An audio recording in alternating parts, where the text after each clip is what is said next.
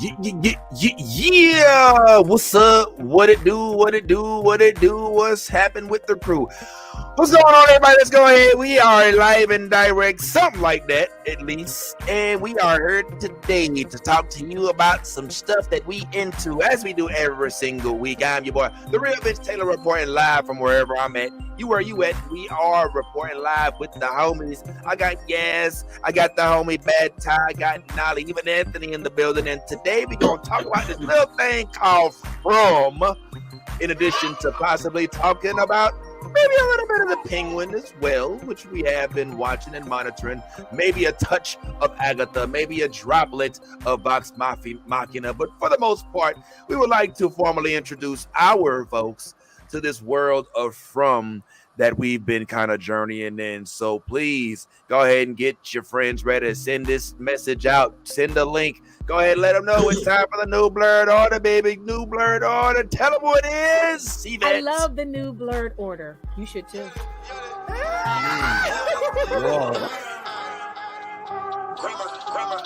Let me get all this 10p Wayne. All the niggas rapping about the same old thing. I've been coming through with the same old gang. Ain't shit changed except 9 got a name. Got it out the mud but we got no stains. Cold ass lizard with a gold ass chain. The girl call me daddy, not my government name. Money on my mind, got them bands on my brain. Let me tell y'all about a nigga I know. The nigga stay clean so he always got hoes. Light skinny bitches like. Alrighty, as mentioned before, we are discussing today a little show called From. If you never heard of it, we're going to talk about it today. And this is not just your average show. This show definitely has some qualities to it that are extremely unique. So let's go ahead and jump on it. Your boy, the real Vince Taylor, is in the building. And I am joined by my homies. We got Yazzie. We got Bad Ty. We got Nolly. We have a multitasking Anthony in the building. Yes, get used to the side of that head because it's going to be prominent.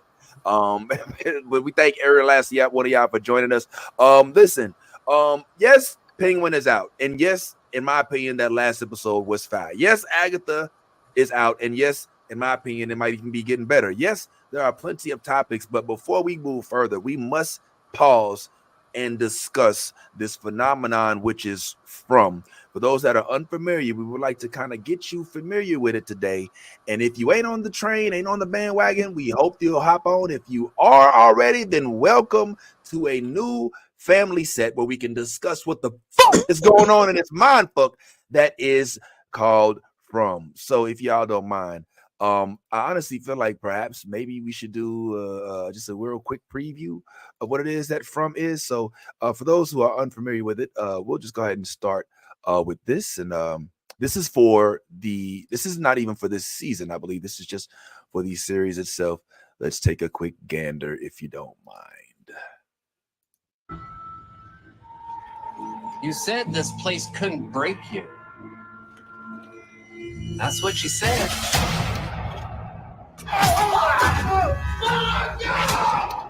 Let's see. You're so strong. You're so strong. Just no. I know.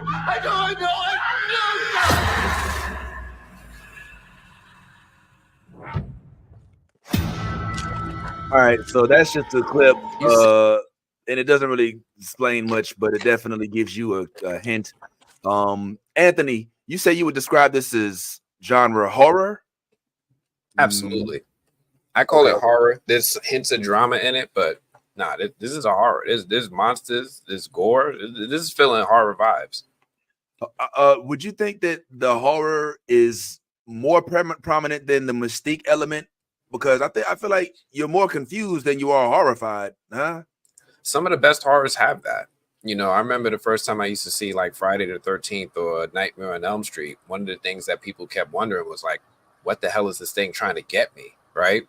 And this takes that idea and that concept and runs with it. It's really about you trying to figure out, you know, yes, there is a question of to what's going on to these people, but still also what are these things trying to get me? yeah. What are they? Yes. What the fuck are we dealing with, bro? Like what the holy hell? I don't know. I think they're like vampires, but maybe they're not. I don't know.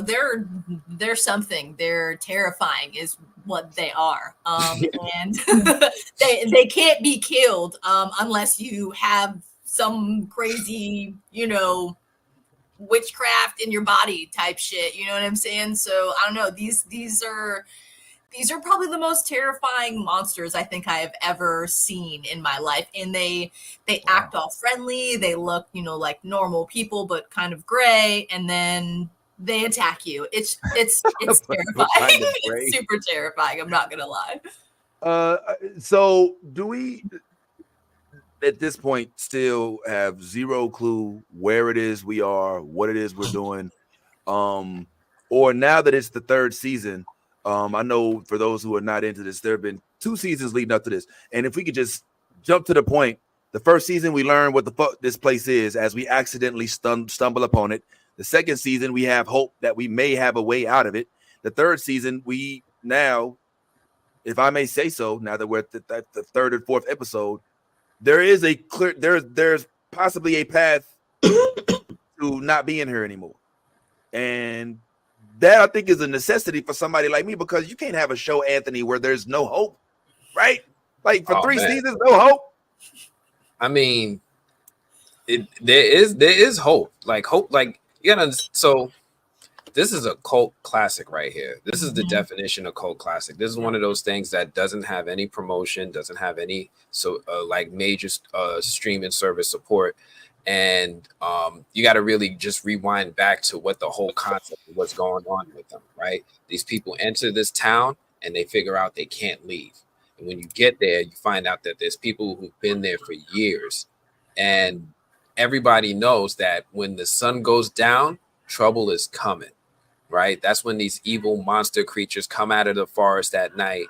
They look like people. They act like people. They'll taunt you. They know your name. Hey, Julie. Like they'll wave at you. They look like grandma, and then they do something to you to the point where you almost believe them. Like they kind of enchant you. And when they enchant you, that's when they get you. And they've been terrorizing these people who have been stuck in this town for God knows how long. I think the second season really was great in that we learned that this has been going on for a lot longer than people initially thought. We thought this was like something like maybe 10, 15 years. No, we learned that this has been going on for decades, maybe even longer. And we start to unravel some of the layers of the mystery and how deep this rabbit hole really goes. Season 3 does play with the concept of hope. Like we did have the idea that there's hope to go home. One of the characters actually did make it home, but then her dumbass ended up right back where she started. Yeah.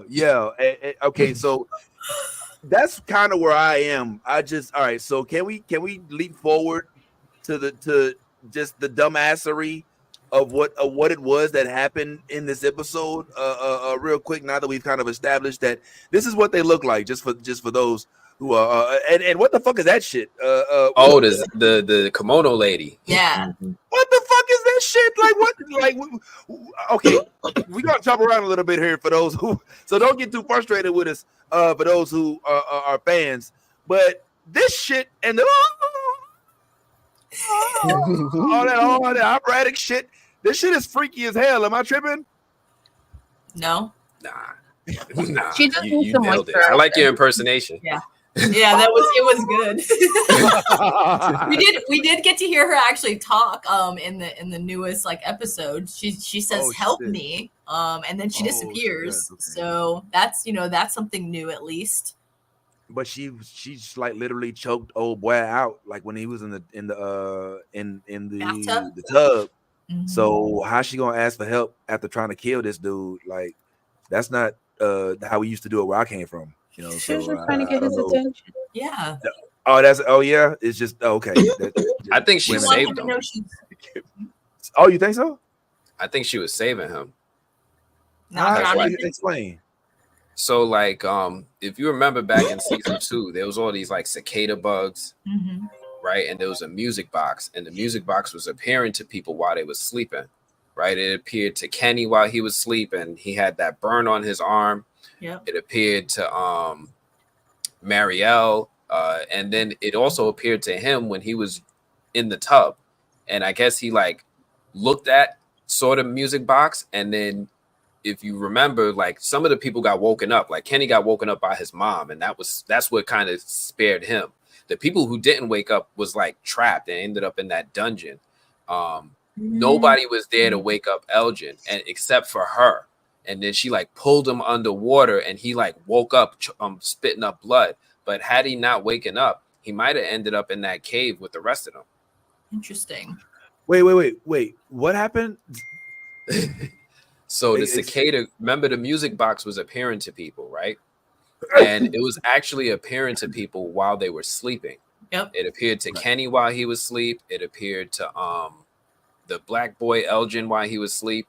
And it appeared to somebody else while they was asleep too. I think Marielle, which was the Christy, the doctor's girlfriend or fiance. Okay.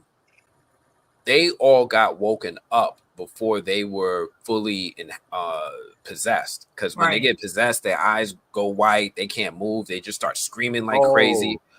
And it was after they saw the music box in their dreams that they just went too deep into it, right? Like once you see that thing in your dreams, if you don't wake up, you're next. Right. Or you might die because like one of the characters died in their sleep. Like I remember the episode open. Oh yeah, you're right. The guy with the shotgun that went after Boyd at the end of season 2, his girlfriend, she ended up dying in her sleep. Oh yeah, because she had all the stuff that came out of her face. Yep. And then old boy tried to kill. Okay, okay. So he had just saw that, and then he was about to go into that, and so he thinking that she kept him under the water so that he wouldn't go through that whole trance and wake him up. Interesting. And, okay, all right, okay, all right. This is the best part of the theories. I was about to say, am I going to say okay? So we still don't know who the kids were from the first 2 seasons. We know what they came for, but we never saw no kids in the tower. All we saw was that old dude, you know what I'm saying? And then we saw the visions of the 3 that were under the trance while they were, I guess they were in there, you know, through, and he could kind of see them. I still want to know, if we can, let's start with episode 1. Why did they keep Boyd alive? What's so important about Boyd that they make him want to watch on some old sadistic BDSM freaky zombie shit and leave him alive as a messenger, as if they didn't already know they lived in a fucked up place. I honestly, okay, full disclosure, like Ty was raving about, the first episode, I can't believe they did that shit they did. And I was like, what they do? Oh shit, it's gonna be some thing. And I figured somebody was gonna die. And then when it was Lululemon, or what, what's her name again? Miss Lulu. You talking about Ten Chin? Ten Chin, my bad. When it was Ten Chin, I was like, okay, that sucks, but I was expecting it to be Boyd or his son. You know what I'm saying? Like, why don't they kill Boyd? I mean, obviously he's the franchise, but Anthony. I want to know what y'all think. Why do y'all think Boyd was alive? Nolly, do you think that Boyd is essential to this show, or that that he should have died in that episode? Like, I think like he's like the Ant-Man of this shit right now. But don't do that. Don't call him. I'm gonna need you to put some respect on the sheriff's name, okay? All right. I think he might be like a threat because before the people didn't have like a leader to kind of look up to before Boyd was there, and now that Boyd's there and they're like making progress, like trying to figure out what the fuck's going on, how to get out, things like that. I feel like they're maybe like threatened by his presence, and they kind of want to like humble him, like stay in line, stop it, I'm watching you, kind of thing. Like if that makes sense. I don't know, because it felt like for a split second they was trying to get rid of Boyd, like when he brought old girl back from the village, and then his deputy, his Barney Fife, I forget old boy's name. Kenny. Yeah, Tenny. Thank you.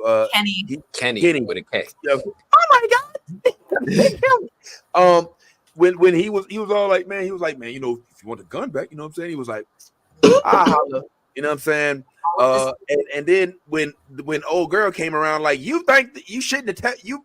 I forget the one lady who always come around and she always do like this. Whenever she come around, Donna, is that her name? Whenever she come around, she be like, well, and then she put her hands forward like this. Every time she come around, I be like, I'm done. Well, if you want to go out there and die, go ahead out there and die. You know what I'm saying? I'd be like, all right, you know what I'm saying? Go ahead, do talk your shit, baby. Talk your shit.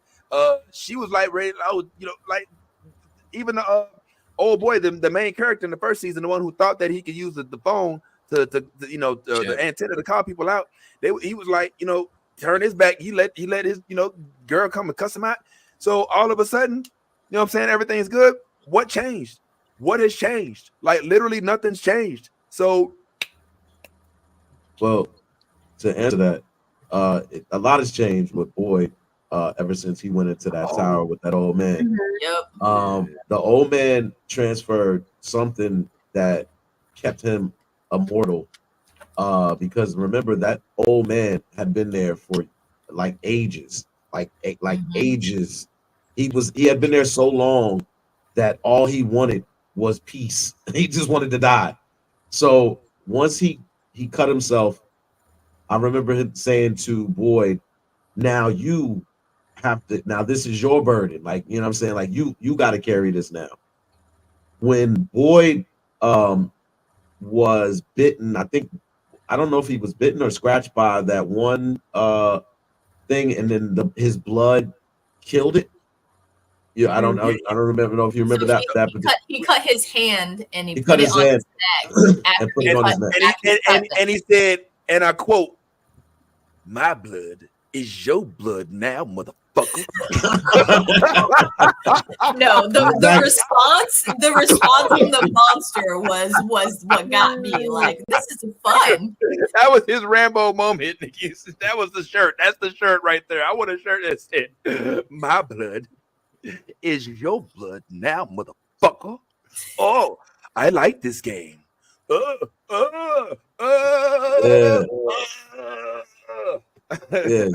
So when that happened, the monsters realized that Boyd can now hurt them. He's the only thing that can hurt them is his blood, which again was passed down from whoever that man was in the tower. So I believe the reason that they haven't killed Boyd, because not only did they not kill Boyd, but they didn't even like mess Boyd up. Like, they didn't like, they typically rip, pull, body parts off and rip and do all the kind of stuff, make you bleed. Boyd's major problem was that he had to watch. That was it. But they didn't do anything to him. They didn't. And in this last episode, there was another opportunity to do something to Boyd, and that opportunity was not taken by these creatures. These creatures now are showing that they're conscious-minded, thinking creatures. They can think, they can plan, they can do all of the things that their human counterparts can do as well. So when you start to see this consistent behavior towards Boyd, you realize that they don't know exactly how it works. They just know it's in his blood. Yep. And so I don't think any of them are willing to risk. Yes, I don't think any of them are willing to risk attacking him, because it would end them. They've seen one of their own already fall victim to his blood.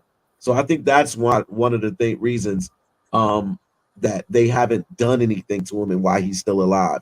Right. I think he does play a major role in this town, especially after that old man gave him that power. Why do I feel like, yes, that nobody's listening to the dude that looked like he came out of the band Creed, the original OG star of the show, the one that's right here. Oh, Jim. He has a theory. He has a theory that this is all some sort of simulation, and there's somebody in a office watching this, and they can call us and tell us what's going on, and they just testing each and every one of us. And other than the dude that came straight from the Trump rally, no disrespect, Woody's gonna love this when he sees this episode. What's up? What's up, Woodrow? It's all it's not having the same impact. It's not necessarily what's the word I'm looking for? Uh, uh, uh, it's not being people ain't fucking with it. It's not there's a word I'm looking for, but I didn't They're have disregarding him. Yeah, he they can't be are. taken seriously. Yeah. Right. It's resonating with the rest of the pack. Why is that? I mean, he did hear somebody on the phone. So I honestly think the person who is calling is Jasper. The dude that died in the first puppet. The doll. Jasper's a Jasper puppet. is the doll. Jasper's the doll that's inside the cave that keeps moving. If you didn't notice, he walks or something because he was on a rock one day and then he was on, I think, like a chest or something another day. Like he moves. He doesn't stay still. And if you got to watch the last episode, we get to get a little bit more backstory and get to see him actually talking and moving and screaming, and there's no hand up his ventriloquist, the chest. Yes, the chest. See that? There's no hand up his pussy. Yeah, there's something going on. There's something going on with this little puppet man. I'm just saying, like he's super possessed, and I think that like he's the one that's calling Jim's house, that's watching him, that's pretending to be Thomas, who called him, like the person that was on the radio. I think it's Jasper. So, and I think that everyone doesn't want to believe this is a simulation because there's really like who would be controlling the simulation? I think that's the question everyone is scared to answer. You see what I'm saying? That's why they're not taking Jim seriously, is like, who is the person who's controlling the simulation, and why are they allowing, people to actually, die? You know what I'm saying? Like the way they are dying, it's a little barbaric. So I don't know. There's a lot of reasons why they disregard Jim, because everything doesn't make sense. You know what I'm saying? Like these people, think about fight or flight. They're in massive fight or flight, and they've been doing it for God knows how long. And it's every single night they have to fight for their lives. You know what I'm saying? So I don't know. I think that's why they disregard him. I was just going to say that I think a lot of people in the town don't listen to Jim because they've become complacent. I think a lot of those people were okay with living up in the hill and in the house, smoking, chilling, and frolicking and doing all of that kind of stuff when they first got there. When they first got there, everybody was like, "Oh, you want to stay up here in the hill in the hill house, or you want to stay down there in the with the town folk?" And it was more like it wasn't they weren't really looking for a way out. Like when they got there, Right. people were just cool with just, all right, we'll stay in the house when we'll use our talismans, and then we'll make it to the next day. We got food. We got friendship, we got each other. No one, not like before Jim and Jade, nobody was looking for a way out. They were just okay with occupying space and surviving. And I think Jim brought a different attitude that maybe some of them were scared to acknowledge. Plus the fact that you once you, I guess, been there for a while, you start to give up hope, because you know that if I start to actually invest myself and invest my mental in hope, and then it doesn't happen, then the other side of hope is depression. You know what I'm saying? So like once I realize that everything I hope for is now not an option. Now I'm going to the other side of that scale, and now I'm feeling really bad and really disappointed and all of the things that go along with that. And I think a lot of them didn't want to face that. Or worse, right? Because with the one girl, she went crazy and killed her own brother. Or you know what I'm saying? And like completely lost all her shit. I mean, she almost wanted to kill the little boy, and you know what I'm saying? So I mean, like old boy said, one of the recent episodes, he was like, there's some things that are worse than death, He said, or some shit like that. Like there's some new shit out there that's worse than death. Yeah, So, but like, Sarah was possessed though. It wasn't like she went crazy. She was like under some kind of, you know what I'm saying? Like she had something burning things or whatever that was into her arm. It looked like some worms or whatever it was. You know what I'm saying? Like something was talking to her even when she went on that trip with Boyd into the woods to try and find a way out, trying to find something. You know what I'm saying? Like something was talking to her and literally told him something that only his son and wife would know, which is his nickname. But she still killed. Didn't she feel like she couldn't disobey the orders that were coming from whatever the hell it was, and that if she listened, she'd be able to leave? Like that's with that, the whole thing was the reason why she kept doing things was because they told her that her brother would be safe. If she did the things that she did, her brother would be safe and they could all go home.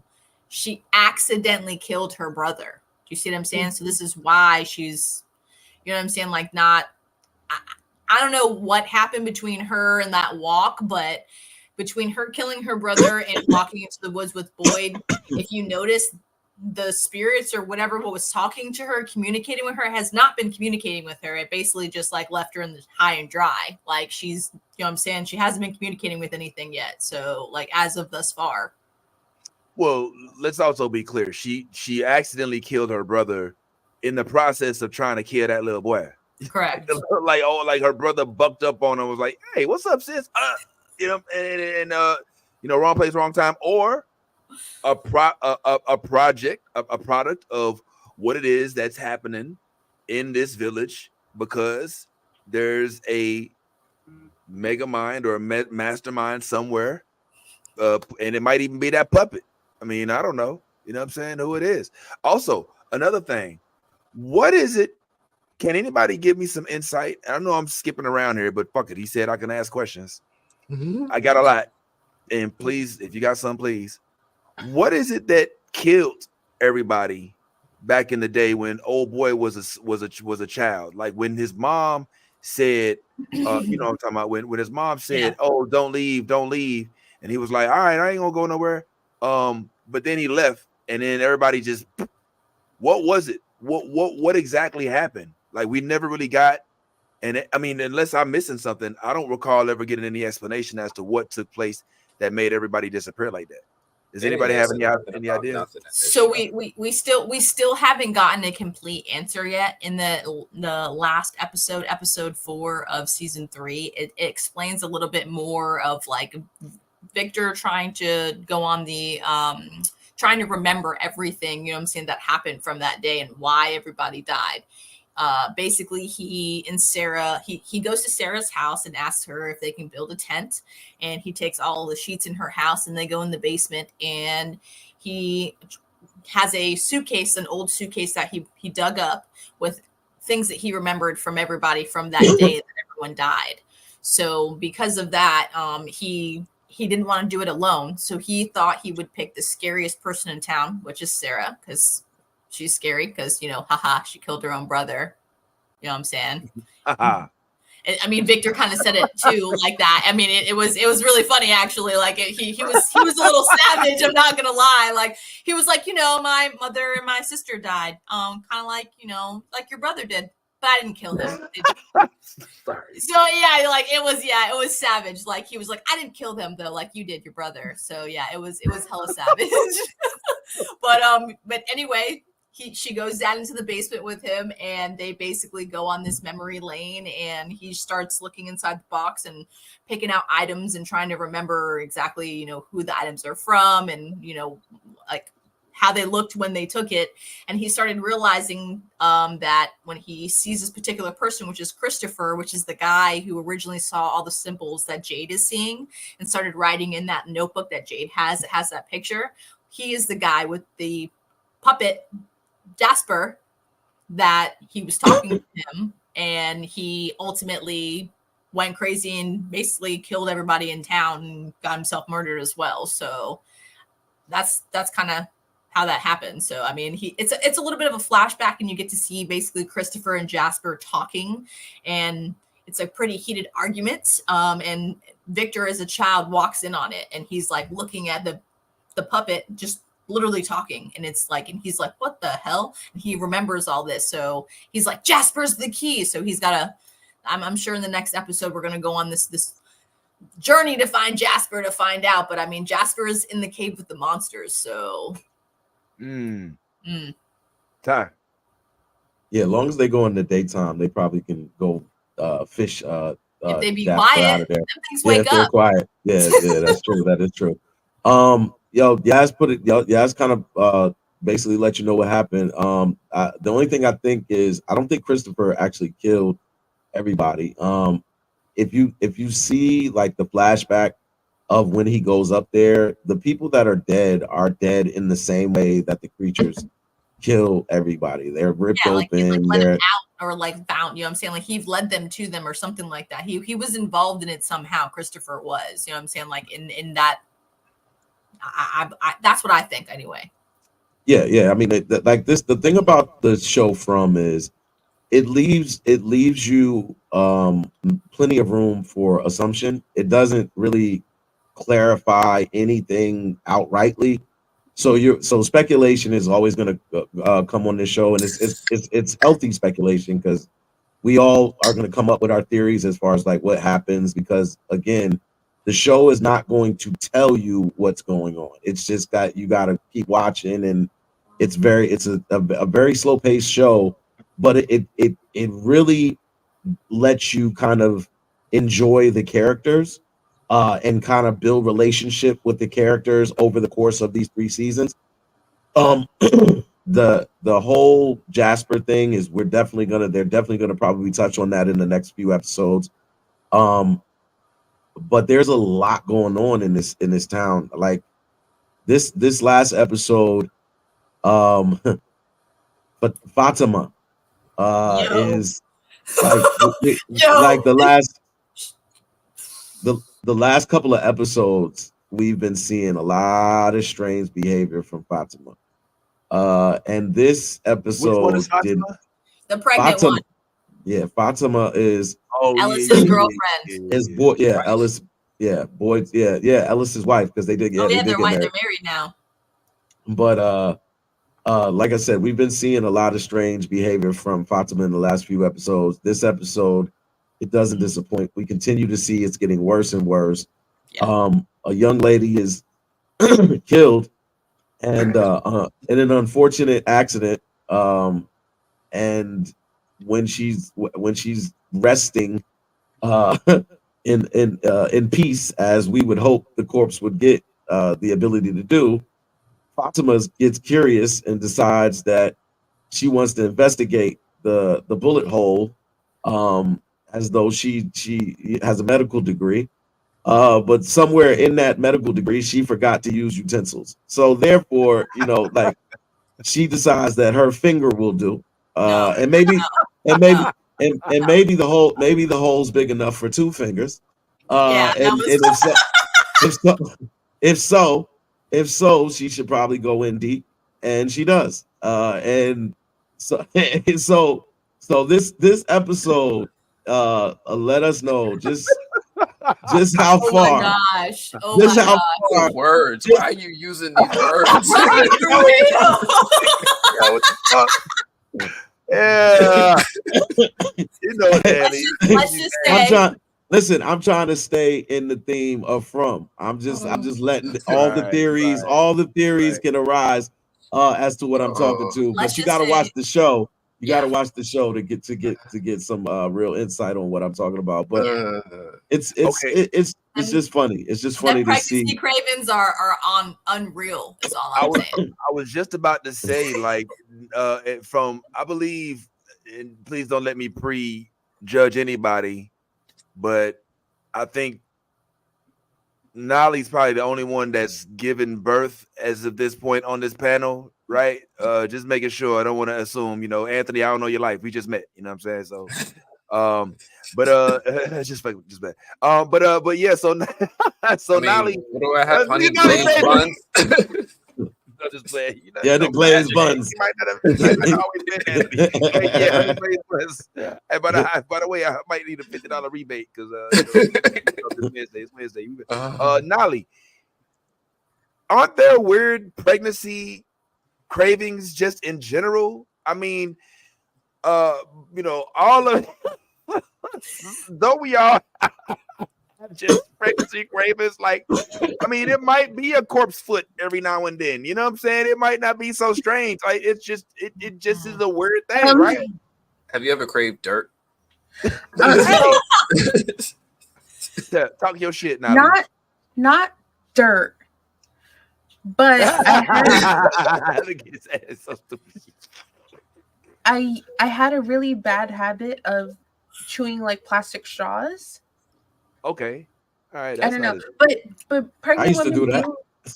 they tend to develop pica, and that's when you like crave weird things like dirt or chalk and stuff like that.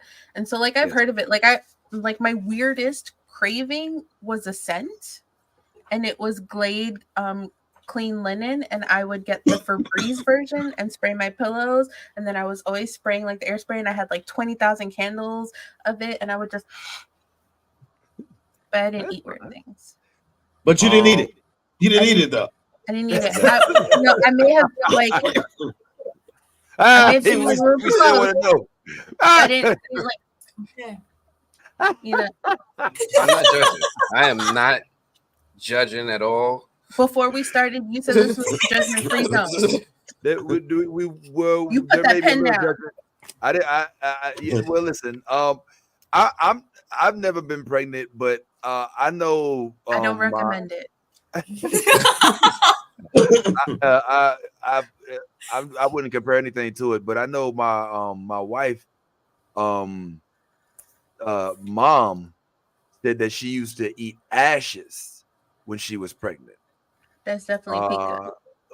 Which, maybe why I got a fire ass wife. I had to say that right quick. Just throw that out there. Points for that one. That should get me somewhere.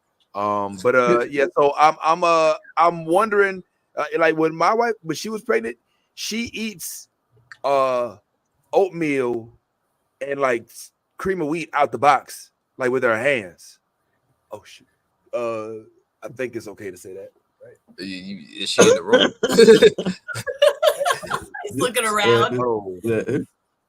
I don't think I've ever. Hey Kim, Never done can that. Hey, what's some of the weird stuff you ate when you was pregnant? His wife named Kim too.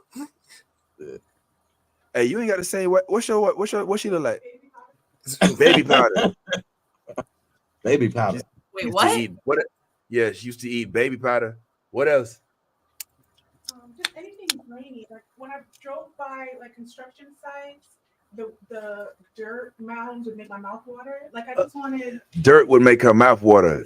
It's crazy pregnant shit, man. Yes, you get ready, man. You probably gonna have that shit too. Oh my god, I've been eating deodorant. You know what I'm saying? Like, I don't know about all that.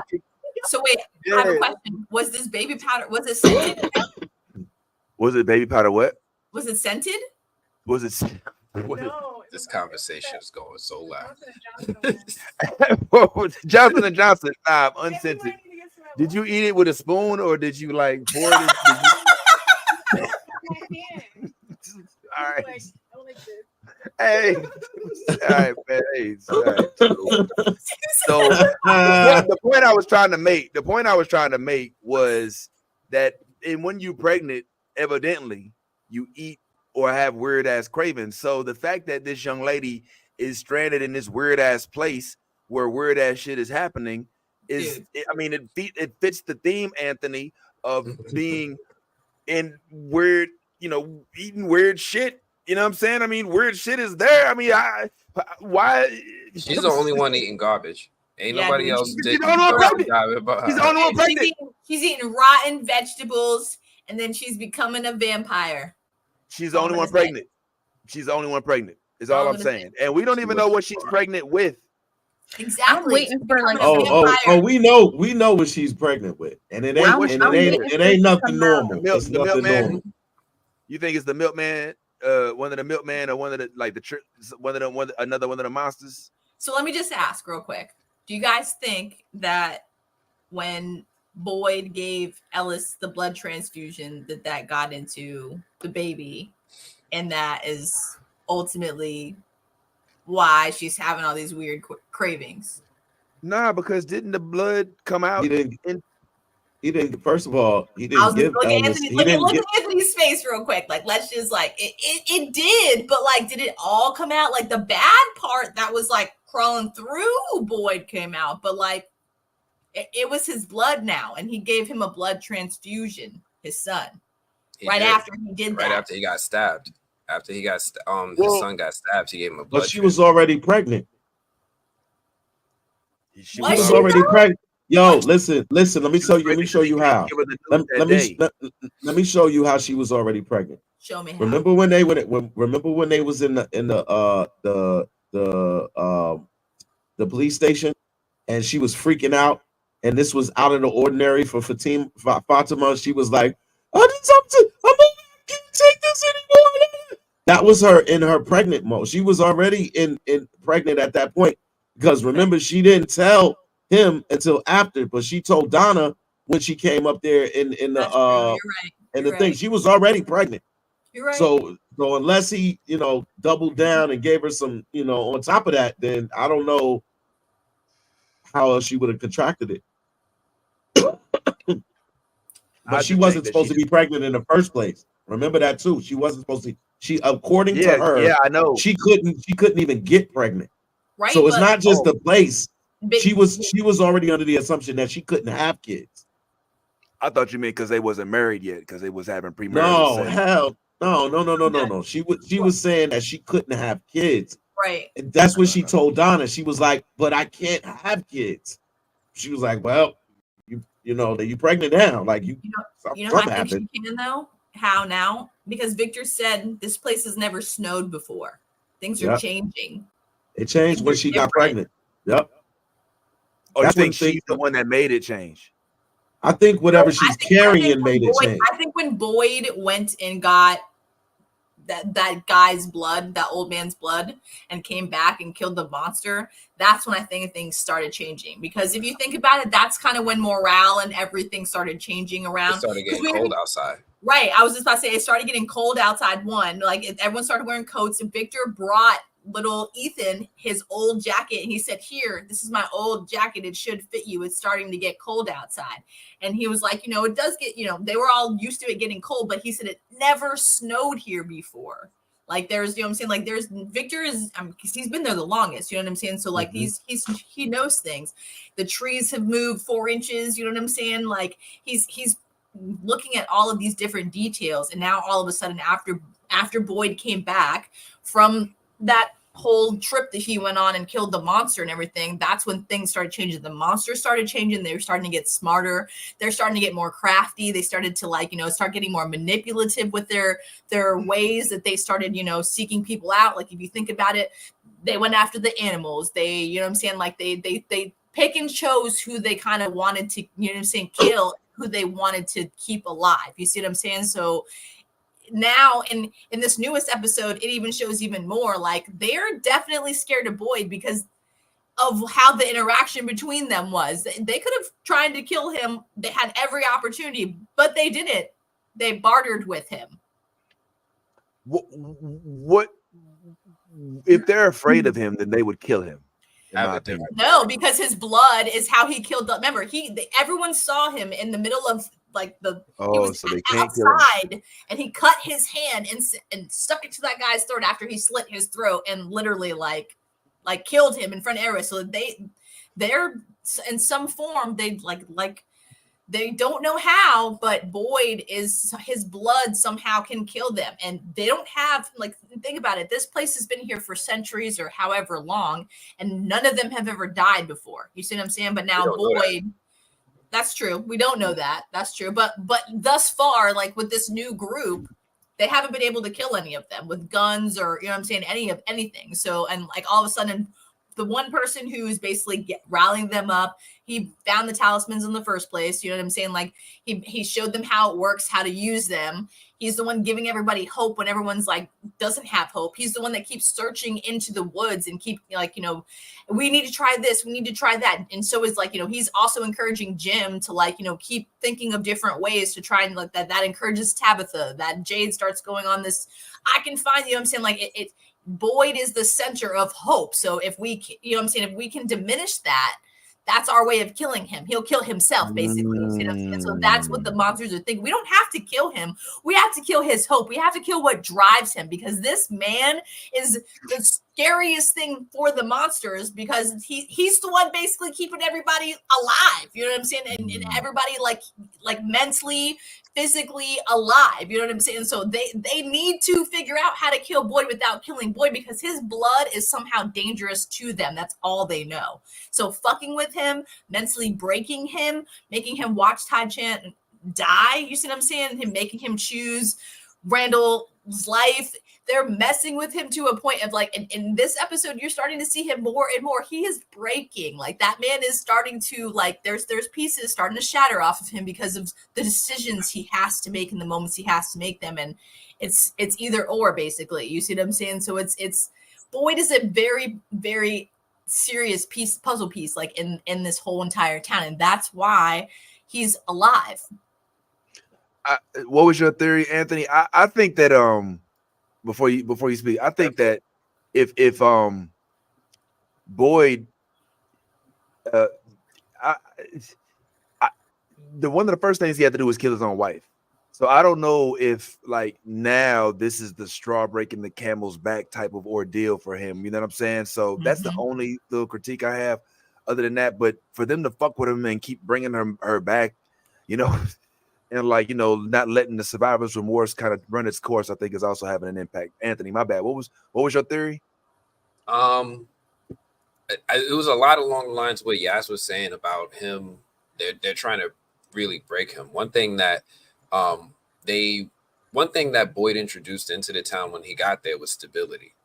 When he first got there, they were hiding in holes. They were running for their lives. They were living in fear the entire time. And then when Boyd showed up, he started inspiring hope in people. He's like, yo, we're going to have a system. We're going to have a buddy system. We're going to have this. We're going to have that. And then he started to do something that none of them ever did. And that was go out into the forest. And he was like, yo, did anybody ever go look for stuff? They're like, nah, I ain't going out there. That's where the monsters are. But Boyd was the first person to go out into the forest. First time he went out there, he came back. He's like, yo, I found a goat. And it's chickens out there too. And he came back with a goat. He came back with some chickens. Then he went back out again. And he came back with the talismans. One of the first tests that he had, and one of the things that was happening, that happens to a lot of people in this town, is that the town attacks people mentally. His wife was getting attacked. She started to like break, and she started losing it. And his son was trying to warn him. He's like, yo, mom is not acting right. He's like, yo, I ain't got time for that. I found chickens. And he's like, as just one did would. like that. Oh my god. Hey, if that's not some real nigga shit, like, yo, hold the fuck up. What about this chicken though? You know what I'm saying? Like, he said, your mom's a Marine. She's the strongest of us all. She's the strongest one. And I can find another wife, but I ain't seen chicken in so long. And then he had to shoot her. But even when he shot her, he maintained the system. And not only did he maintain the system, he improved it.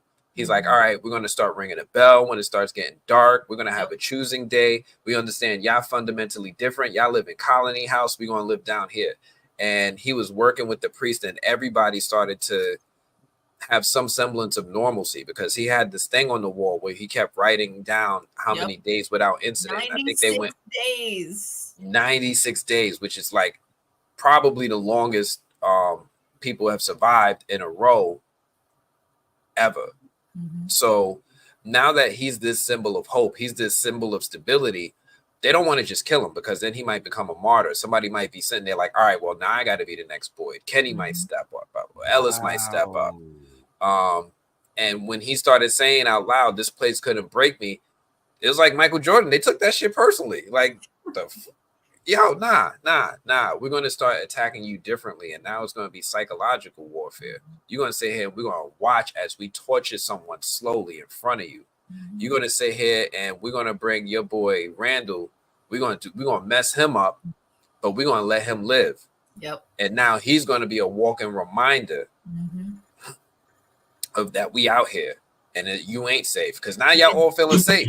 Y'all all feeling safe because y'all got these talismans. You got a system. You growing crops. You just be at home before the lights come on, and you good. You think, but they need to break him so that he doesn't become a martyr.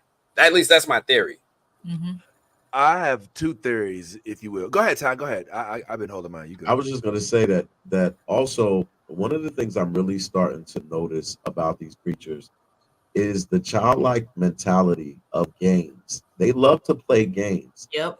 And what I'm starting to realize is for them, this is just a huge game.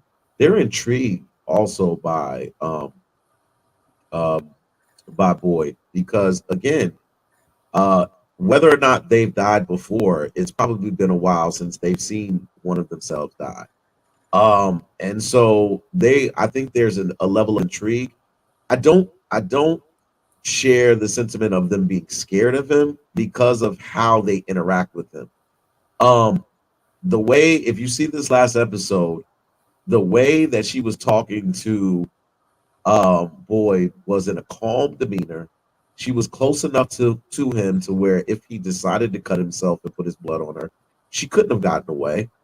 And she didn't seem at all fearful in that moment when she made him choose between the keys to the EMS truck, to the ambulance, and or Randall saving Randall. It just seemed like this was all a huge game. Even when they move around and they're walking around and they're talking to you, all of it seems like jestful, like they're just like really just trying to be funny. And come on out and play. Come Like on they over just here. gaslight. Like they just did a gaslight him. Come inside. We can play a game. Let's go. Let's they're always it's giving me kid vibes. Like they're like kid minds trapped in these adult looking personalities or whatever. But that part for me is one of the reasons why I think keeping Boyd alive is so important to them, because right now he's the part that's fun. He's making this fun. You know, killing people is killing people. But remember, they played with certain people in front of other people, because this is not the first time they've killed someone in front of another person. Like they've done it. They did it with the people that came off the bus. They wound up killing the boyfriend in front of the girlfriend and made her watch. And then instead of killing her, they went and nailed her to a tree and left her there, because this to them is the game that they play. This is the game that they play. This is how they enjoy themselves. So all of this, I think, is gonna at some point come to fruition, and where it is like we realize that these things are more than meets the eye, and they may have been there since a certain age and just grew up, but never really had that ability to mature. They just kind of just got bigger. You know what I'm saying? If that makes any sense. Okay. But you think the kids' souls are trapped in there, like the Angui children, or maybe like, you know what I'm saying, that they have something to do with those monsters or something like that?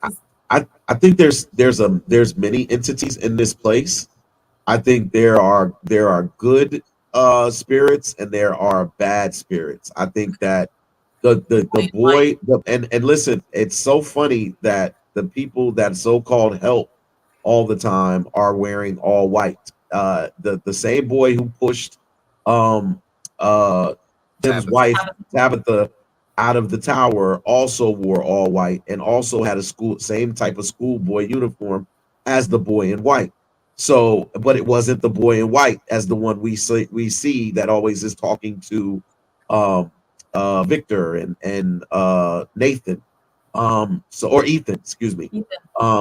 Yeah, so so I think those uniforms that they have are going to be like kind of, we're going to find out that what, you know, where they came from and why they wear those uniforms and what they have to do with this town. But yeah, I think there's multiple creatures. I don't think they're all like under the same rule. But I definitely think those creatures that come out and kill everybody, I think Jasper knows a lot, and we'll find out if Jasper's the one that's kind of controlling them, or you know, moving the little pieces, the puzzle pieces around. But I definitely think there's more than one entity regarded in this town. So there's definitely multiple types of entities in this town. Anthony, were you done? I was just going to piggyback on something Ty said about how they have this real childlike mentality. I remember back in season 2, the smiley one, the one with the big stack. I can't even do it. Like, whatever his joint was. There was this moment when the bus showed up, right? And all the people from the bus like scattered in the middle of the night. They all went different directions. And there was this old couple that stayed on the bus. Oh, yeah. The smiley creature walked on the bus. And before he even knew they was there, the first thing he did was he got his ass up in there, sat his big ass behind the wheel, and started playing with the steering wheel like a little kid. Did play with the fucking steering wheel. And he was, I used to do that as a little kid, right? Like my mom used to give me the keys as long as I ain't started. I used to just be able to sit there and pretend like I'm going all over the place, and that just like stood out to me because I was like, he didn't even know they were in there. He was just going there to have fun. Mm-hmm. He was. You're right. So yeah, go ahead. Go ahead. Well, so I mean, that essentially shows that by nature they have. So what we may be looking at, you think, is an adult version, of the children that they see in the tower. Is that a possibility? Maybe the children, they grow up. Call them the Ankui kids. Yeah, the Ankui kids, and they grow up and they end up being they adults, which have to eat. We don't even know right now if the kids ain't eating people. I don't know if we have any evidence of that. You know what I'm saying? They still look kind of scary. They just, maybe they're just more conscious about it. I also have a theory, and tell me what y'all think about this theory. Remember that old dude that we saw in the tower that gave Boyd the blood and shit? It was like my Marvin blood. or Melvin, whatever his name is. Yeah. Martin.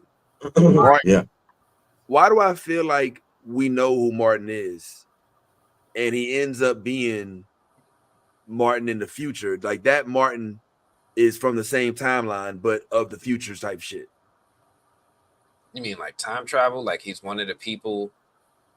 Like he's from the village. Like he will end up being somebody that we know. He just is. He's known as a different name or something. Like, because how else would he know? Up in town? Like, yeah, like somebody from like he's gonna end up being trapped there as somebody. Like we're gonna learn that somebody gets trapped from this town, and we're gonna figure out that it's him. And he has been there the whole time, so type shit. I don't know. All right, if maybe I was too high on. I don't know. I get what you're saying. Like maybe there's time. The only thing is that he was a Marine, right? He had the Marine tattoo on him, right? Like he was in the armed forces. So like we would have to like I can't say no. Like I don't know. I don't know what's going on, but I want to see someone with a tattoo on their arm in the same spot so I could rock with that. That's the only thing. Like I was been thinking about like that too. Like some people was like, yo, maybe that's Victor, right? Maybe that's Victor from the future. Maybe that's Ethan. Victor ain't never been in the Marines. He was a child. Yeah, he was a child. So I need to see more to see if there's maybe time travel. Right now, I just feel like people have been there for a really long time. I don't know if there's any because like okay, all right. I mean, I guess I'm just because like he said something about his wife, so he knew about he knew about her, Abby, right?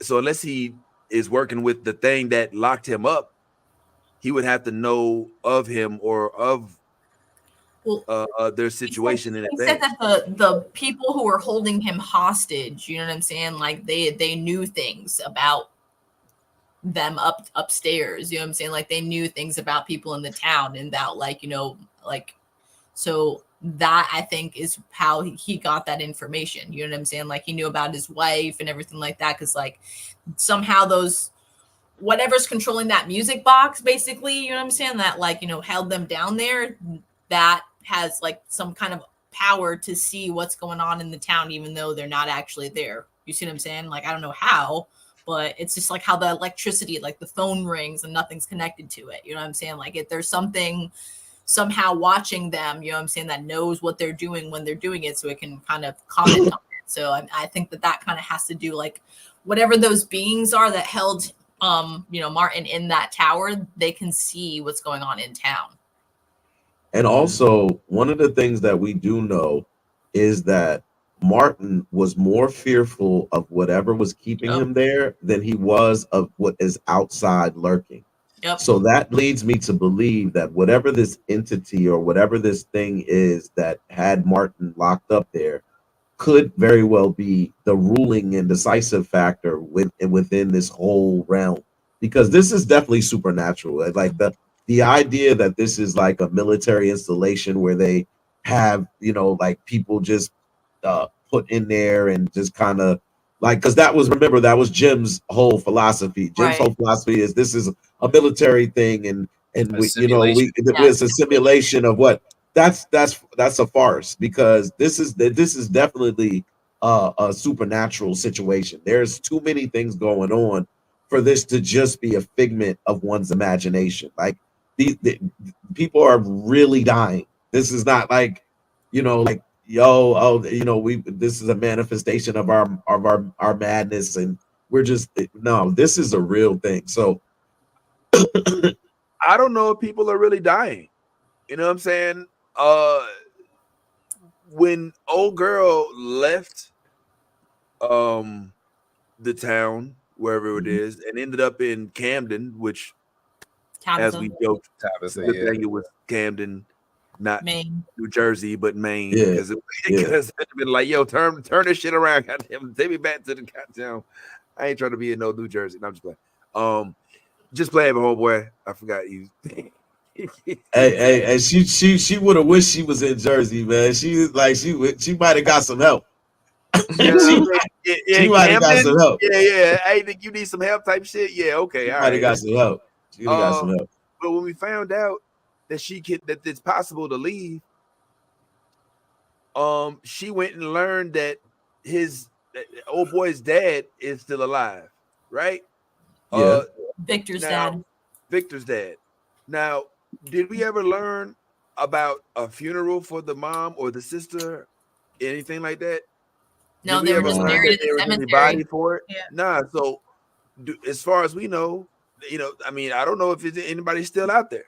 You know what I'm saying? Well, he That said shit's he was still possible. waiting for them. He said he was still waiting for them, right? And he was still holding out hope. The one thing that made me pause, because like I'm really, you know, like I could obsess over this show. That's why I'm like, you know, I want to hear what everybody else has Hey, to that's say. what we're here for. But one thing that really stood out to me, that made me question whether or not they would, like, I don't like the simulation theory. I hate it because I really want it to be supernatural. That's how much I'm enjoying the show. If it turns out to be simulation, I'm not going to be happy. But something that made me do a double take was when Tabitha went back to the real world before she even found Victor's dad. Her silly ass went to a confession booth. She's like, "Oh man, you know, She I did. don't know why God made this place, and you know, this ever since my baby died, and you know what, I can't even talk to you." And she started running off, and then the priest came running behind her, and he goes, "What was his name?" Yeah. And I was like, "How'd you know that was a he?" Mhm. She said, "Baby." Yep. Ooh. So I'm like, well, what is, yo, is she home? Like now I'm having second thoughts. Yeah. Like, so it's like one of them little. I'm sorry, I watched this episode like 2 or 3 times. But like that's one of the things that made me stop and pause and make me rethink whether or not this actually might be something else. Maybe she really didn't. Maybe it's not all that we think it is. Maybe there's more to it. So I don't know what's really going on, but the fact that that priest knew it was a him, and when she only said baby, was big to me. Like that's classic 101 sus behavior from TV and movies. If you know information I didn't tell you, boom, that's an easy tell. So I haven't seen the most recent episode, but she did get back to that world, to that town, with people from that world. Thus far, have those people given any inkling of being aware that, you know, this place existed? Are they kind of running the game like they, oh my God, what's going on? Or, you know what I'm saying? I mean, or I mean, do you think that the dad, according to your theory, Anthony, the dad, he's in on it? You know what I'm saying? Since he's in that world too, huh? He would have to be. So I don't know, because like this show, like I study the writing. Like I'm sorry, I study the writing. Like every time something real important is about to happen, or we're about to get like a major clue that might help us figure out what's going on, they interrupt it. Right? Like she was on her way to this other bottle tree, and I really wanted to see that fucking tree. And then as soon as they was on their way, boom, she get hit by a car. They get hit by a car. And I'm like, Because she freaked out. It wasn't no boom. Yeah, it wasn't no boom. She boom freaked my out. Ass. She did She that freaked out. bullshit. Yeah, she saw that. She was like, oh, where do you get this bracelet? This is my bracelet. But he started pulling off, and he was like, no, but we are supposed to go over here. And I'm sitting here, and I'm like, on one hand, he want her to get clues, but on another hand, is that the right time he was supposed to meet up with them? Is that when the accident was supposed to happen? Yo, but this the crazy thing, right, Anthony? He didn't want her to get clues. He wants to see his son. That's all that. Like he just wants to find a way to get to his son. It ain't about her finding no clues. Right. She told him, "There's a tree like this in the place that I want," and then he's putting two and two together. He's like, "Well, if you want the original tree, my wife, she left it over here. I'll take you to it." And she's like, "Take me." And he's like, "All right." And he's the whole time he's driving to get there, and right before he's like, "It's right down the street." I remember him saying that. He's like, "It's right down the street." She's like, no, this isn't real. This is real. Really? Really? Go see if it's real. And then if it turns out not to be, then you can then throw your hissy fit. But you throwing the hissy fit right now while the man is driving, like you done stop. You done told him pull over. Yeah, and it's because of your ass that he even out here in the first place. Yeah. Like this nigga was chilling at the crib. You know what I'm saying? Had everything set up, man. Had the mind right. You know what I'm saying? Had probably already been through the whole remorse thing. Huh? Well, I don't know about all that. You know what I'm saying? Maybe not the mind right. You know what I'm saying? But he had his own shit going on. You know what I'm saying? Then you creep up in there. He done turned the cops away and shit. And now all of a sudden, but that's good writing though, right? Like you're supposed to look at. Just a side note, this is completely separate of this, but just to kind of just talk about the writing aspect. Didn't y'all see that movie, The American Tale, as a kid? I know that's it was the mouse, the mouse, and the critically acclaimed sequel, Fievel Goes West. Thank you. I was about to say Fievel Goes West is one of my favorite movies. Stop your bullshit. Goes West was mid, but the American Tale was I'm talking about somewhere out there beneath the moonlight. Like, American Tale was the shit. And I remember it fucking me up as a child when I saw Fievel, his family could not find him for shit. That's the whole plot of the whole movie. His family done lost him on the way to America. We come to America, can't find him. But they drew Fievel walking right over his dad and his sister looking for him, and it drove me nuts as a child. I was like, why? Just look, Fievel, look down. But that's good writing, right? It makes you like be like, oh, what the fuck?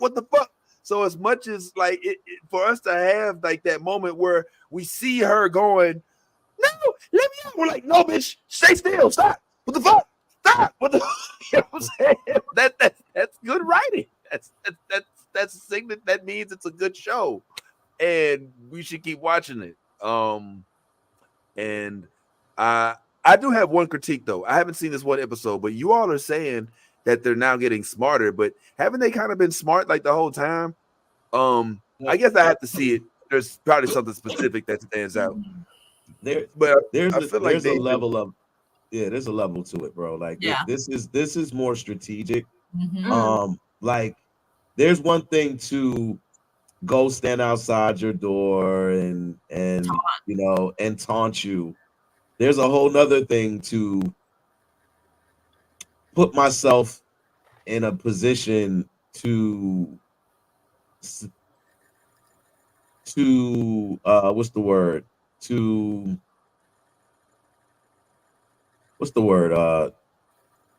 Hey man. Not manipulate. To where you basically to just basically set a trap. Well, yeah, but didn't they set a trap with the animals?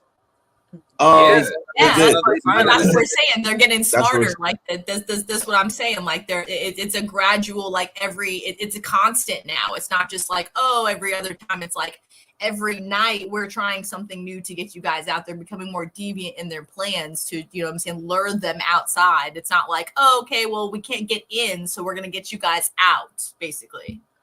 Well, what about when the couple, the little boy, he went in and the lady was at the door and she let him in. If they get their foot in, they can come in even if the talisman is up. If the door is open. If the door is open. Yep. Oh, the door just has to be open. Window, door, anything's open, they can get into the house. So if you remember Fatima, the reason her and Ellis were saved is because she closed them into the doorway into their house. She closed her and Ellis when the attack happened in the house on that day. When he let everybody when he let his girlfriend, like the guy let his monster girlfriend inside and she killed him and then let the other monsters in.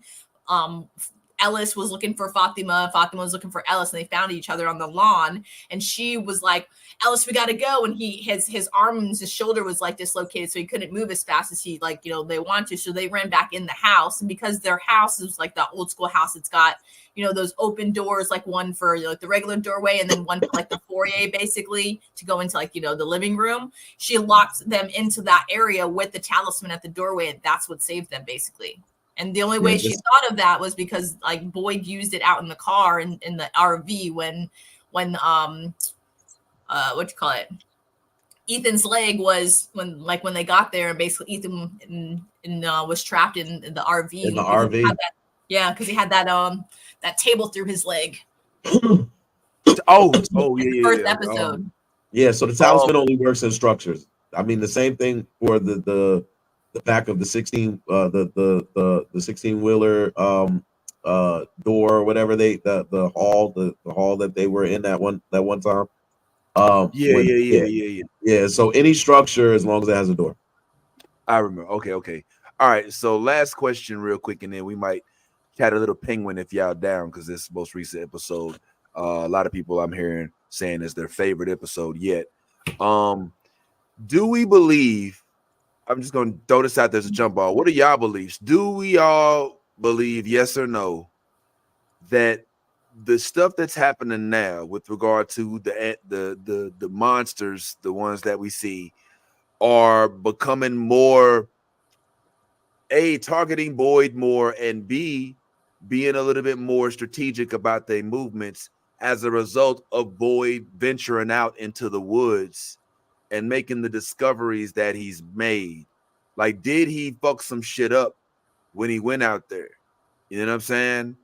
Because since he's been gone, people have been saying it's you that fuck shit up. That's when the locusts or whatever they call the cicadas start coming around, and when motherfuckers couldn't go to sleep anymore. You know what I'm saying? And all this other fucked up shit start happening from when he came back. Is that possibly the reason why shit's getting more fucked up? Because Boyd. Because I mean, I thought this last part. Let me put this last part of the question. Because remember, somebody said it's not, the place doesn't feed off of fear; it feeds off of hope. Mm-hmm. So remember, when Boyd left, it was hope with Sarah. Because Sarah was hearing all those voices, he was thinking maybe she could help try and find some kind of answer or something. That's why he left. There was hope there.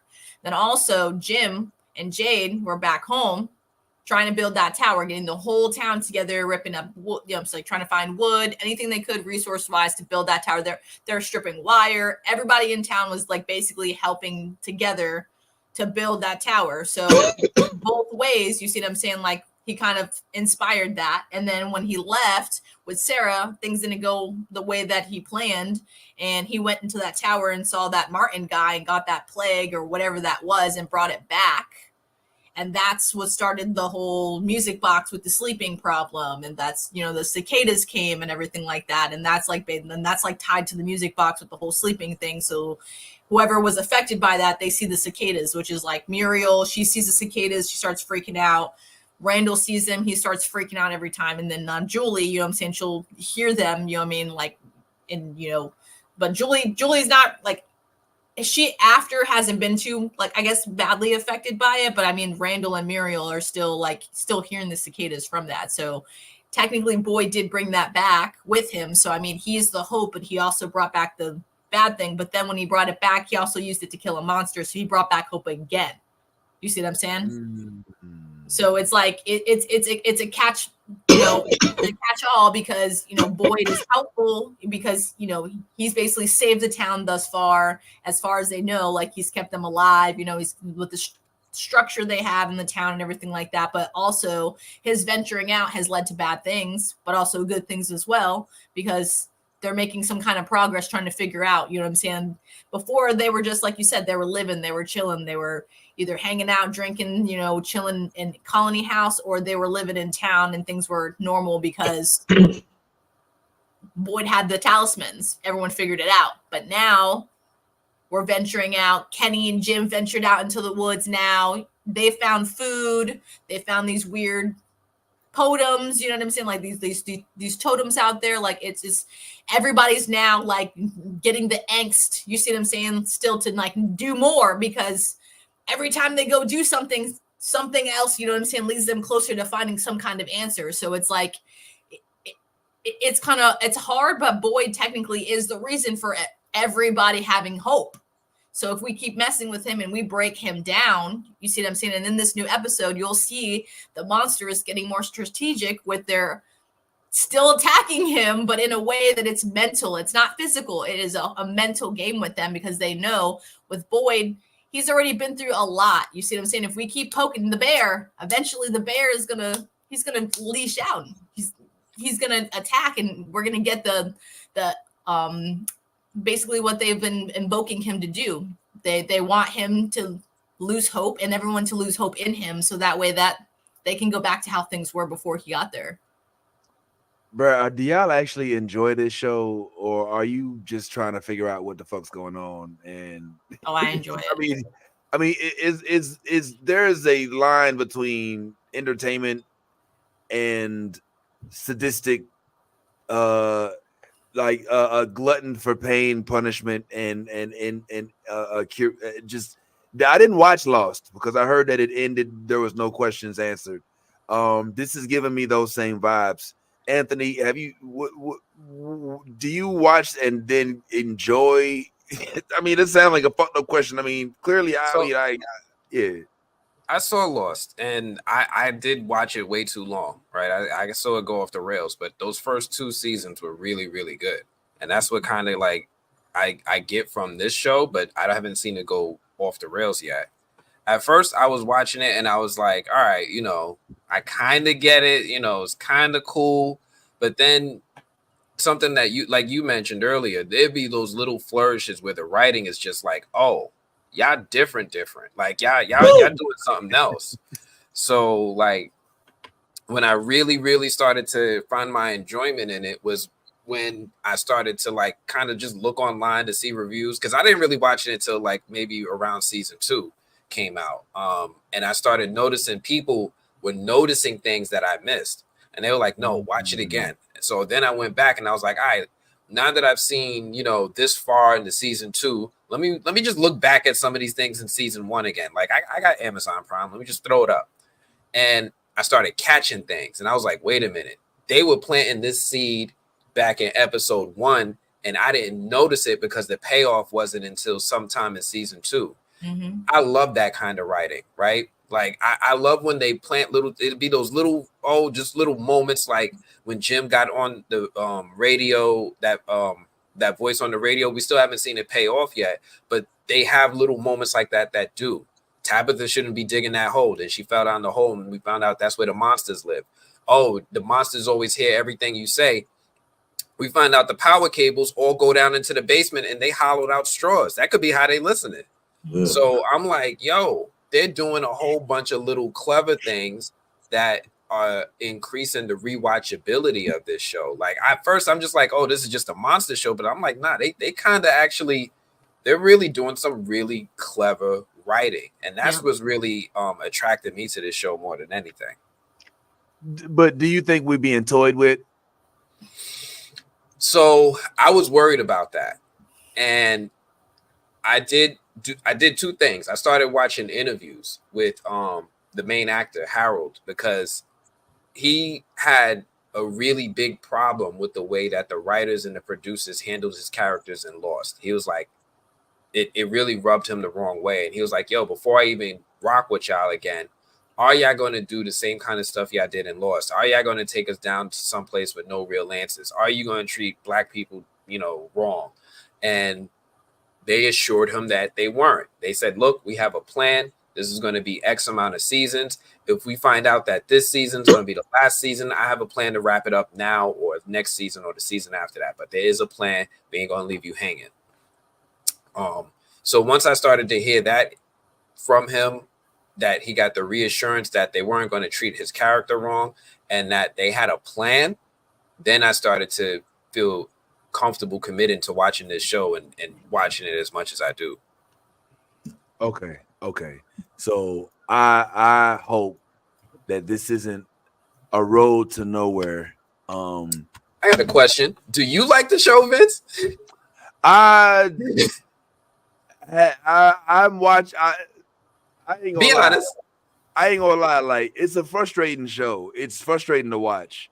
It's enjoyable, but it gets to a point. Like, I ain't gonna lie. If it wasn't for the season ending the way it did with old girl leaving, I might not have jumped back. I might not have been. And if I already hadn't watched season 2 already as it was before y'all started talking about it.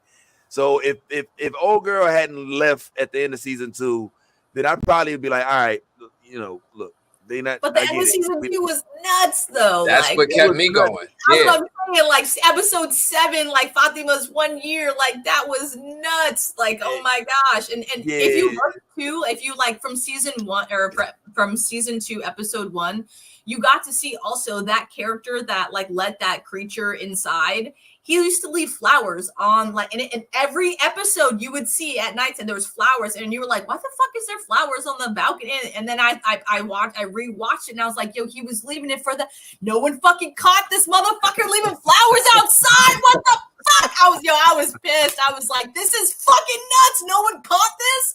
Like, you just leave him in the bathroom. He's the weird motherfucker leaving shit on the porch." Yeah. Okay, I think I'm explain. I think I'm. What do you remember in season 1, the monsters got in the house, right? And this dude opened the window for her, and he was like, "Yo, you're beautiful.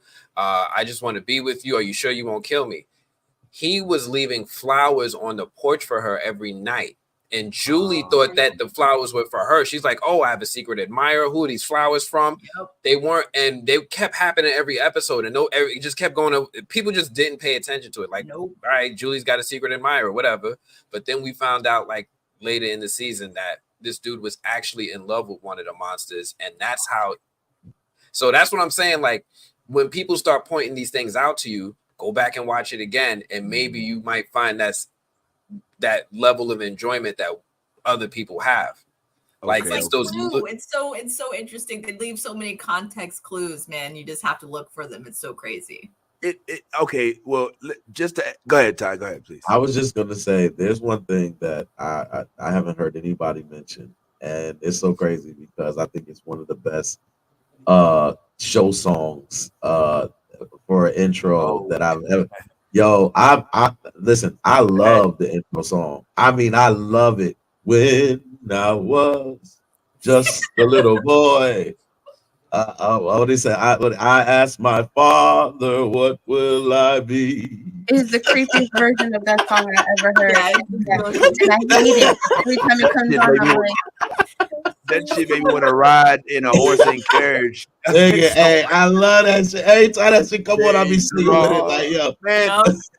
No, and I think I'm a little hot because I think for the first 2 seasons there was no skip intro on Amazon. So you have to like what? And I was every guy that says Sarah, I was like that shit is whatever will fire. be. I don't want to see the That shit, crows and the trees and shit. I want to yo, skip that shit is intro. fire. Hey, yeah, it's all good. Yeah. I mean, I like the show. I like the show, but I'm not a horror necessarily fan. So I but I can watch shows about supernatural and thrillers and science fiction and mystery. But in this particular instance, there was a feeling of complete hopelessness, you know, up until my dog said, and I quote, hold up, my blood is your blood now, motherfucker. Bro, that's what I want that on a t-shirt, bro. Until he said that shit, bro. I ain't gonna lie. There was no way for them to fight back. They just running and hiding, you know. And now there's an exit route and there's a possible way for them to fight back. So I have more faith in the potential for me to have the hope that I guess they feed off of in this show. So yeah, I guess I think I'll enjoy it more when I see a little bit more fight back. I'm interested in seeing what one thing in particular, which is that they keep on talking about they want to catch one, and I really want to see how they plan on catching one. That's now that they have armed themselves mentally, because not physically or anything like that, but now that they've armed themselves mentally to the point where they're like, okay, I'm willing to risk it all, because that's what you're talking about. If you're talking about trying to catch one of these motherfuckers, you done shot them, you done stabbed them, you done did everything you could do to these things, and it doesn't hurt them. So they just laugh and smile and laugh. So I want to see how they're going to catch one. There's only one problem with this though so far. The one person crazy enough to be the bait was already the bait. Who's that, Randall? Oh, Yep. okay. All right. Well, there goes that. I guess I'll watch that when I can. Well, listen. I guess it comes on Sundays, right? Mhm. Sundays. So we'll keep up with it and we'll start following it episodically. How many episodes for the season? Do we know? 10. 8, 9, 10? 10. Okay. So We're let's almost halfway through. let's follow it and let's bring it up. Another thing that we're checking out is the Penguin episode. Let's chat on that a little bit real quick before we ride out, if it's cool, if y'all can. I think Anthony's got a pill. Anthony, you out, bro? I gotta run. You know, New York Comic Con. I'm gonna be hitting everybody with all the pictures, all the clips, all the panels, all the interviews I can pull off.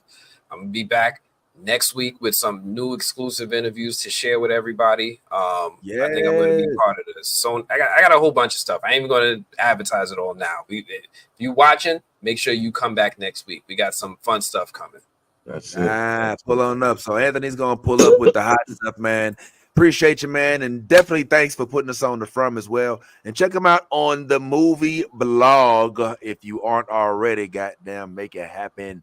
All right, man. Anthony's gonna step away for a little bit.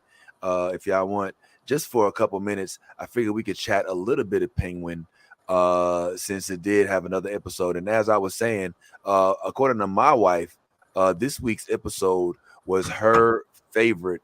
When I asked the ladies if they agreed, evidently you all think this was the best episode too? Yeah, for sure. Thus far that we've gotten. Yeah, and you say so too, Nally? I think so. Well, I mean, is it just what I think it is? Is it because it gave the background on,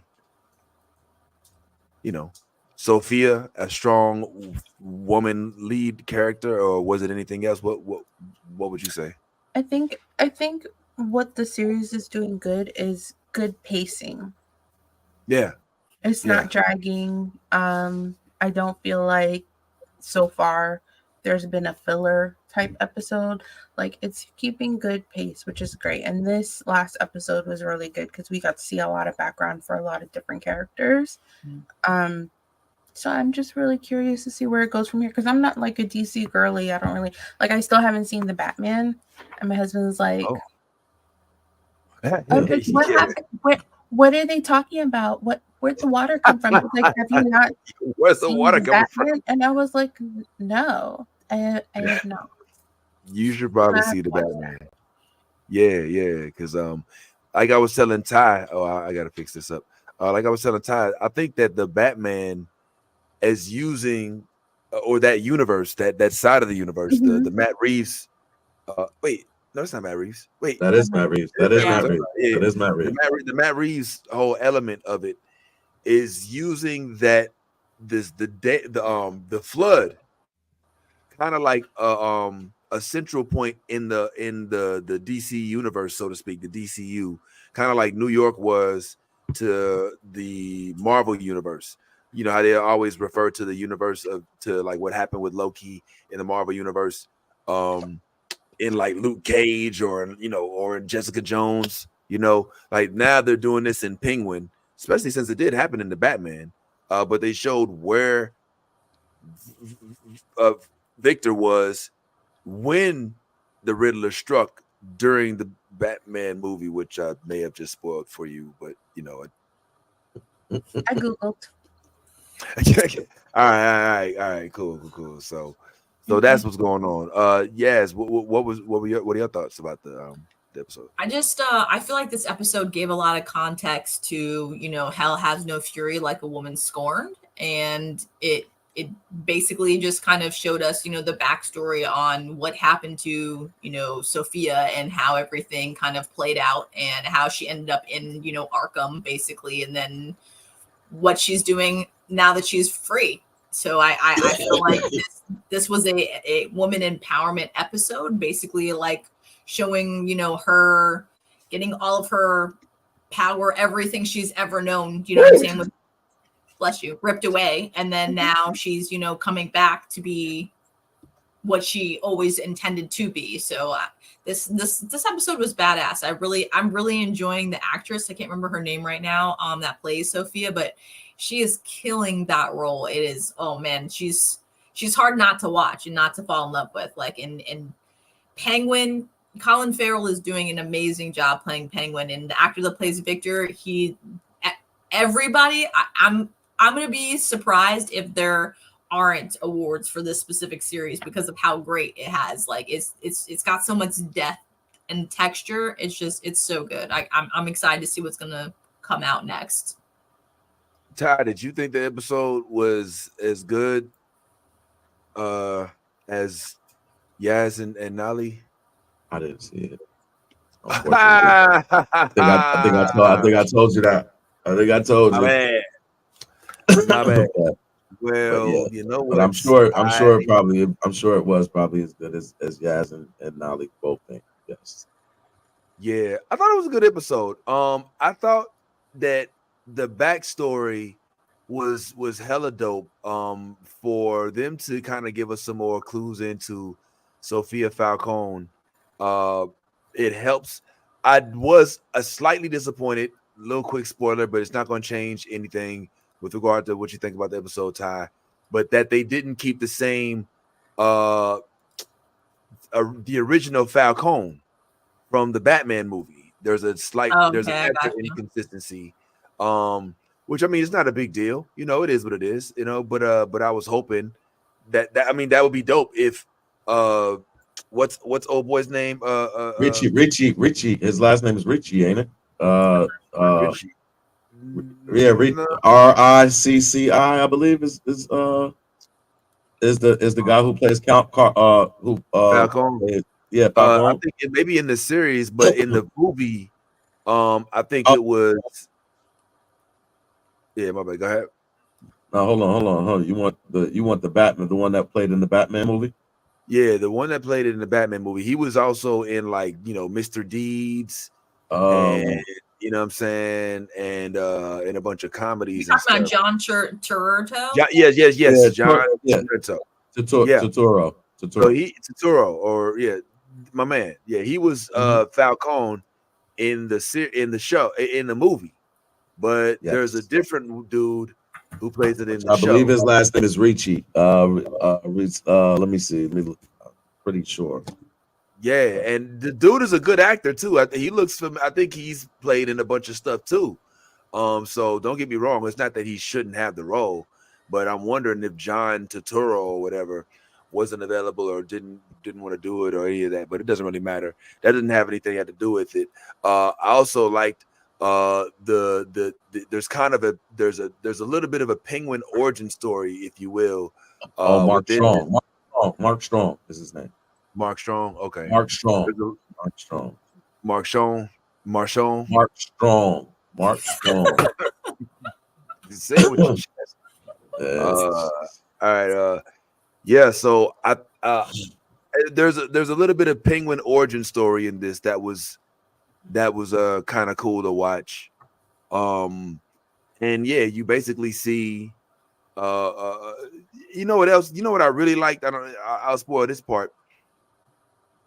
I really like seeing the different viewpoint of the incident that the end of the last episode left with, when Penguin was like, "Fuck, leave her," and when you see everything that happened behind that, you're like, "Oh shit!" Like, that's crazy. And then you realize what's really about that. Like these last few episodes, it's gonna be some fires. It's gonna be some fire stuff going on. I will say this: on the last episode, prior to this episode, they did start to allude to what happened to her when she was mad at the Penguin and said that you did this to me, you set me up, you're the one who basically like, and he was like, look, because she wanted him to admit, she was like, admit that you happy with what happened, you know what I'm saying? And he was like, yeah. Well, all right. Yes, I'm happy how it turned out. You know what I'm saying? Yeah. I got my, I got this and I got that, and I would have never got that. And I didn't think your father was gonna send you to Arkham. You know what I'm saying? So it's like, yeah, I meant to set you up. I just figured because that was your pops, he wasn't gonna do you as dirty as he did. And for that, I'm apologizing. I am apologizing for what he went to, what he did to you. You know what I'm saying? Not that I set you up, but that he went that far with it and went ahead and tarnished your name. Do you mind if we talk about what happened? Like it's gonna mess you up too tough? Nah, but because I'm about to pull out now. Yeah, because I can't as much as I would love to stay, I'm already over here trying my best. But we probably are about to ride up out of here anyway at the end of this couple little sentences anyway. So, but yeah, hit that conversation, man. Go ahead and spoil it up. All right. Well, real quick on the way out, all I was gonna say is, what we learned is that she was talking to a reporter. Reporter was trying to give her some evidence about her father being the one that may have hanged her mom. And she was asking him about it, and he got mad that she was asking about it. But she was asking because the reporter brought it to her attention. Turns out the reporter was working with the police, so that made him real paranoid. But the key is when she went to meet with the reporter to see what it was about, Penguin was like, "Yo, you shouldn't be talking to the reporter," and she was like, "Yo, who the fuck is you? Yeah. You my driver. You know what I'm saying? Drive the car. Like, ain't nobody asked you to be up in my business."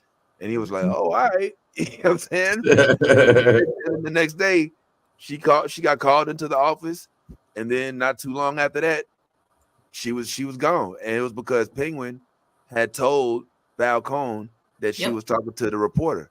Exactly. So it wasn't like Penguin, like set her up, but like the question is, was he really wrong? Because he worked for Falcone. You know what I'm saying? Now, mind you, obviously he wanted to get something out of it, but he was within his right, and she didn't have to talk to him like that.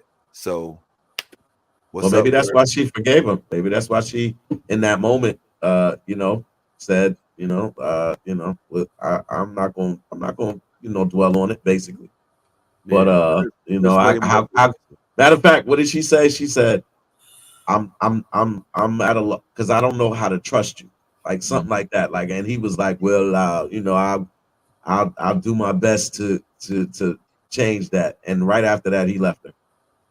Yeah, he left her right there. It's like, he was like, well, he kind of was the reason why they were, you know, in the predicament that they were in with his, you know, his double two-timing ass. You know what I'm saying, with the Sal Maroney's family. So I mean, she kind of figured out that he's a two-timing asshole, and him leaving was the best thing for him because she would have killed his ass. Yeah. This is the dude that they end up having in there. Yeah, there's a couple really dope moments that happen in this, especially when they go to the jail, bro. So I would definitely recommend that you give it a gander as soon as you can. And there's one character in particular, we'll save it. We'll talk about it in the future, man. I think it's getting late. Everybody kind of get a little, you know what I'm saying? You know, we frummed it out. We penguined it out. We'll go ahead and we'll catch up on Agatha pretty soon, which actually, you know, had another episode that's pretty exciting, as well as Vox Machina. But for right now, for all y'all, make sure if you is oh man, we don't normally do this. All right. So to everybody in the comment section, we want to thank everybody for all of your comments. Yes. Make sure you hit that like button, hit that subscribe button, and make sure you share it. Tell a friend to tell a friend, because we want to be back to do the same thing for you every single week. So thanks for all the love. Appreciate y'all.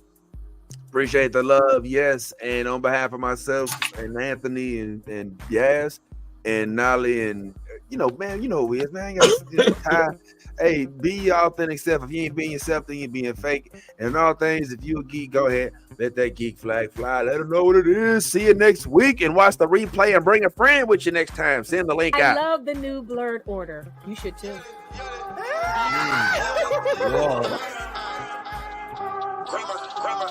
Let me get all this 10p Wayne. All the niggas rapping about the same old thing. I've been coming through with the same old game. Ain't shit changed except 9 got a name. Got it out the mud, but we got no stains. Cold ass lizard with a gold ass chain. The girl call me daddy, not my government name. Money on my mind, got them bands on my brain. Let me tell y'all about a nigga I know.